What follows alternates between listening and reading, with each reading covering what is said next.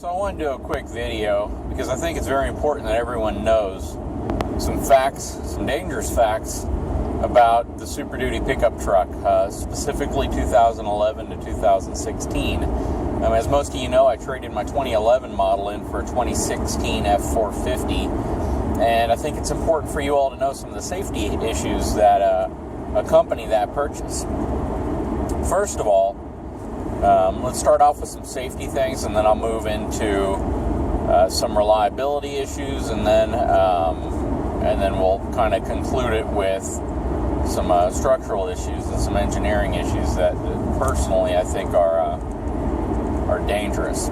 First of all, you need to be very aware of a fault that occurs in any of the Super Duty models if you don't strictly adhere to I guess what most people would think of a lack of maintenance. All right, you have a part of the truck called the epidermal body cover, and apparently you're not supposed to wash that, because by washing it, it creates a trouble code called NVI, or NVIs. And NVIs are pretty dangerous because it can cause other vehicles to veer off their course and either collide with you or other people. So the last thing you want is NVIs all over your truck while you're driving, causing accidents all around you. That's a very serious engineering fault that I think Ford should have addressed prior to making the 2011 to 2016 body updates. And that epidermal body cover shouldn't be so shiny once clean that it causes NVIs. I hope most of you agree with me. That could be some serious issues there. Next, you always hear you need the right tool for the job.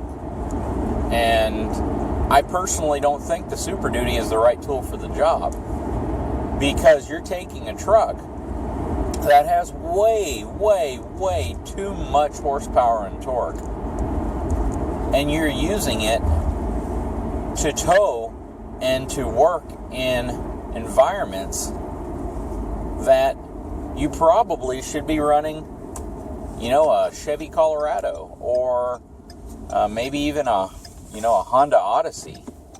These trucks are just too powerful. You don't want to run into a scenario where you rip the axle off of a trailer only because you made the poor decision of going to a Super Duty. Why on earth does Ford put such large brakes, big axles, and heavy-duty frames in their trucks, if not to purposely will you into destroying whatever you're pulling? Would you hook an ox to a flower to pull it out? No, you wouldn't. It's overkill. So that just speaks to the lack of engineering and thinking when they designed the current Super Duty. And I can only imagine what it's going to be like in 2017 when the new body style comes out. You're going to see all sorts of just careless acts of destruction when people are simply claiming to tow their fifth wheel or tow their gooseneck, and then all of a sudden you have some catastrophic failure of that trailer because of the sheer force of torque being applied to it by Super Duty. It just doesn't make any sense. The other area too is I can't believe Ford had the ignorance to use the plastics that they use in the dashes of their Super Duties. Think of the economic negativities that you apply to this economy when you don't go with the plastic that can crumble under UV attention, right?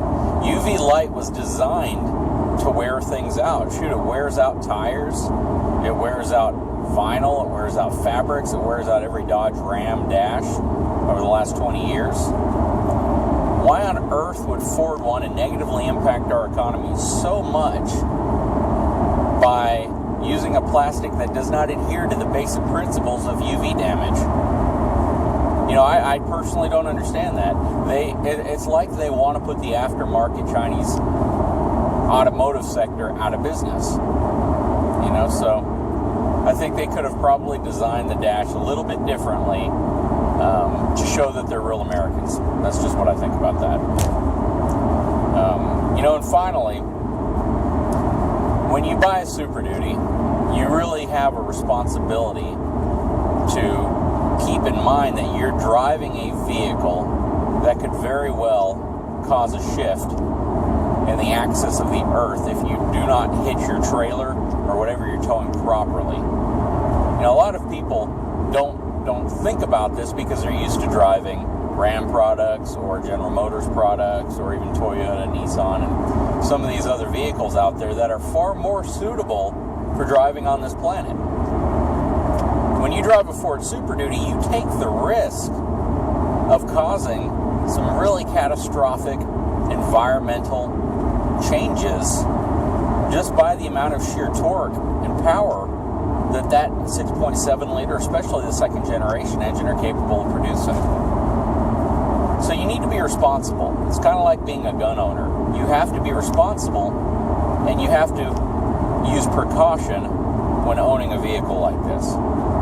Now, I just wanted to make those points clear because I don't believe that the Ford is a great product because of those faults I outlined. I believe that the Ford Super Duty truck has some serious flaws that, first of all, it doesn't look half as good when you have your towing mirrors out as, say, a Ram does. Why on earth would you want to diminish the look of your truck by not being able to have your towing mirrors out 24/7 and creating that environment of animosity amongst other drivers? So I think if you adhere to these 3 or 4 basic rules that I outlined, you'll be fine for the most part. I mean, if you continue to have issues, you probably want to take it into your service department.